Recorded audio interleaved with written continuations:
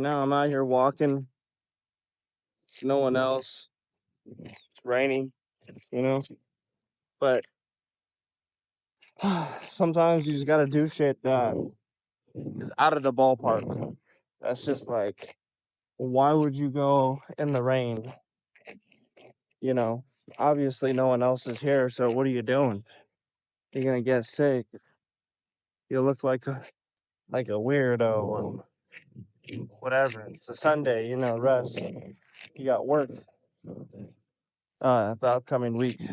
Ultimately, the reason I do it is to give myself permission to have an identity that is significant and outstanding beyond like normal levels of achievement. So let's say I'm pursuing goals that are above what most people would want to do, or most people would talk about doing, or most people would commit to.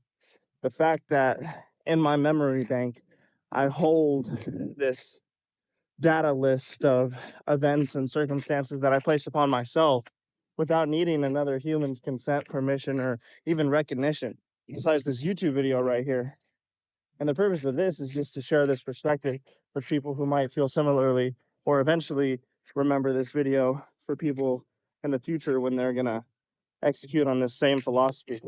But basically, now I have this data list, this permission that I've granted myself, you know, through the power of Jesus, power of God, giving me life, giving me another day. So that's it. That's really it, to be able to walk through the world and feel like you're a man who has chosen your own life. You're a man who's carved your own path. And whether or not people accept you, whether or not people think you're weird, that's not part of the formula on what makes your life what it is. Part of the formula is that I say that I'm going to do this and I'm going to do this. I say that this is the direction I'm going, this is the direction I'm going. Whether the opposition be in family, whether it be in friend groups, whether it be in society at large, or at whatever point in scale, or in the workplace, or just anywhere, personal relationships, or even YouTube comments. The whole point is you're gonna encounter resistance anyway when you're gonna be someone who's an individual, and we're all individuals. But the more you try to not do what you want to do, the worse off you are. So I wonder how many people would be out here walking in the rain if some of their loved ones didn't say not to do it, or if their friends didn't look at them like they're weird, or if they just didn't have any other opposition towards them doing such an action. And it's really a sort of metaphor or an example of everything in life that we do, whether you want to make a YouTube channel, whether you want to post on social media, whether you want to take up more space in your workplace. Of course, you got the Robert Greene information of, you want to navigate things intelligently. There's people's egos involved and power dynamics and networks that are not visible to you until you encounter them and come up against them. But all being said, courage is something that is a gift from God. And if you don't have courage, you're just a representation of someone else, unfortunately. Someone else who asserted themselves upon your mind, and you're really adopting a philosophy that isn't at home in you. It's not natural to you. And that's why your DNA is unique. If your DNA was an exact match to the other person, okay, I can understand taking on that philosophy. But since it's not, it just goes to show that, dogs and cats don't act the same.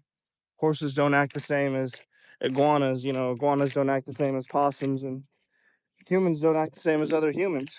I mean, we even got different skin colors, different hair textures, different ideas, different pursuits. Some are artists, some are scientists, some are laborers.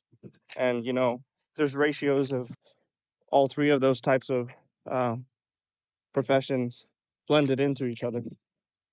But without getting too off topic, um, just want you all to take up space, to be who you are, and to not feel bad or feel guilty or shameful about existing as whatever your full name is. You know, your social security number is yours, your full name is yours, your DNA is yours, your body is yours. So don't let these people take your mind, because that's also yours. And also, you do achieve, it's always a good idea to shout out people and powers that gave you assistance. And for me, that's why I mentioned God and Jesus Christ. While this isn't a Christian or a Jesus centered topic, I do recognize that without God and Jesus, I would not feel as confident and as at peace to claim any sort of space to the degree that I now feel, because I know that my life is a gift anyway, and at any moment it could be taken. And who knows if I chose to be born? I don't remember choosing to be born. I just remember being like 2 or 3 or something, and then I exist. So obviously, there's powers beyond myself that allow that to occur. And so it's always a good idea upon achievement and upon significant strides of progress to show gratitude and recognize the powers that are not yourself as an identity.